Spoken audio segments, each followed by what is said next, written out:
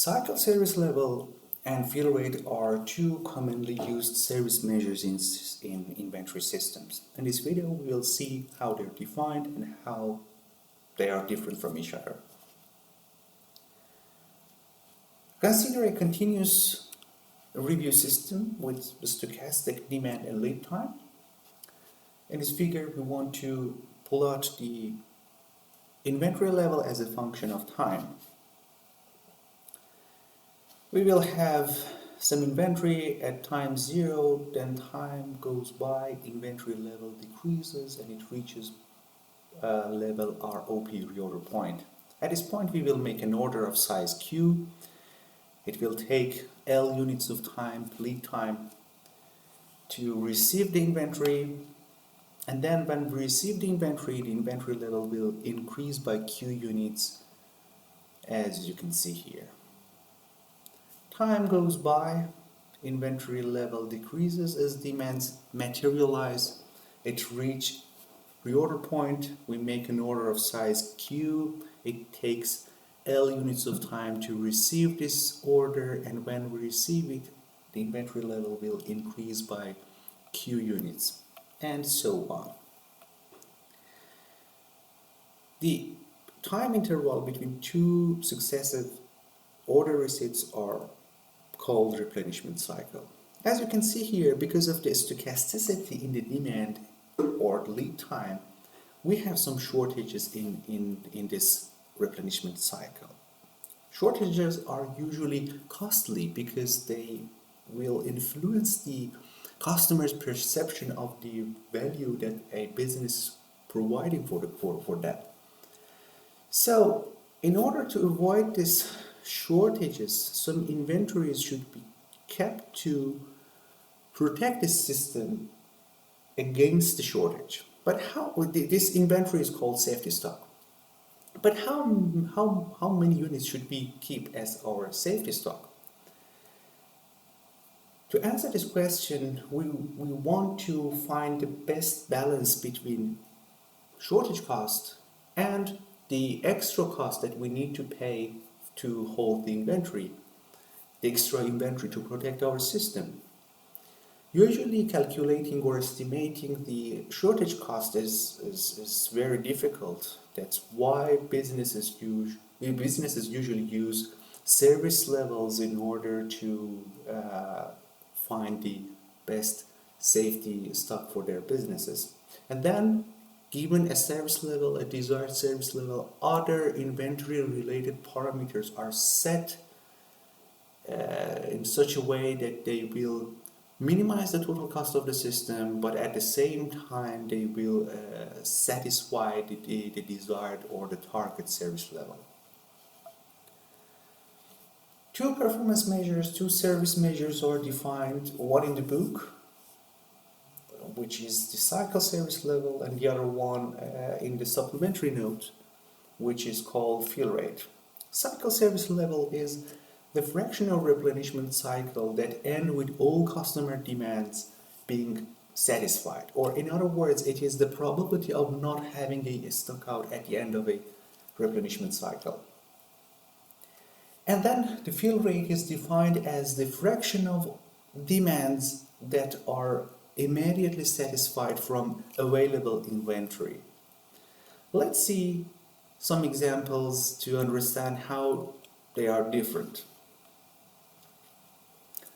Okay, here we can see 10 replenishment cycles, and in the first column of course we have the number of the cycles, and then we have the demand in each cycle. For example, in the first cycle the demand is 18, in the second one it is 23, and so on, and the total demand is equal to 200. In the last column we have the shortages in each cycle.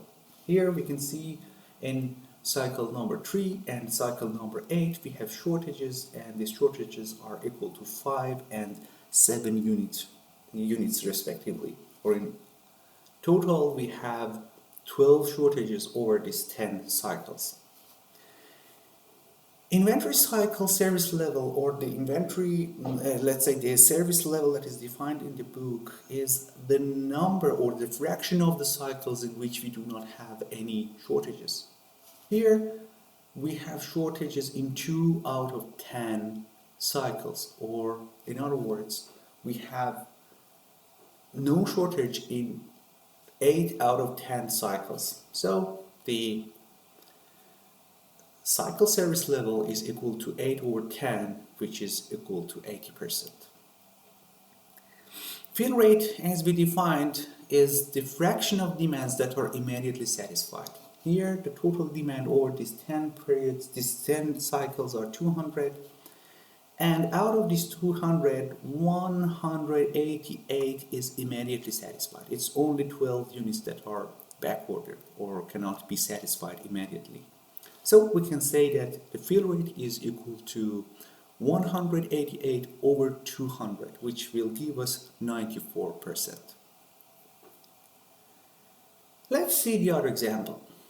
Demands are the same in this example, the total number of shortages is the same, but this total number, these 12 units, are distributed over 3 cycles. Instead of having 2 cycles with 5 and 7 units of shortage, here we have 3 cycles with 5, and 2 units of shortage.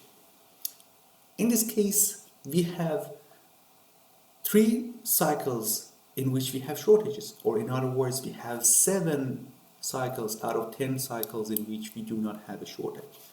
So cycle service level is equal to 7 over 10, or equal to 70%. In other words, on the other hand, the fill rate, which is the fraction of demands that are immediately satisfied, is just equal to the previous case, because the total shortage is equal to 12, just equal to the previous case. So again, 188 units are immediately satisfied out of 200. So the fill rate is not changed here, so it is 94%. Let's see the third case, in which we have the same demands, of course, but here we have 2 cycles in which we have shortages, and the total number of shortages is 14 here, so it has been increased by 2 units. Considering the cycle service level, we have 8 cycles without shortage out of 10 cycles, so the cycle service level is 8 over 10, or 80%, and the fill rate here is different because here we have a higher number of shortages, or in other words, we have less number of demands immediately satisfied out of these 200 demands. It is only 186 units that are satisfied immediately. So fill rate is equal to 186 over 200, which will give us 93%.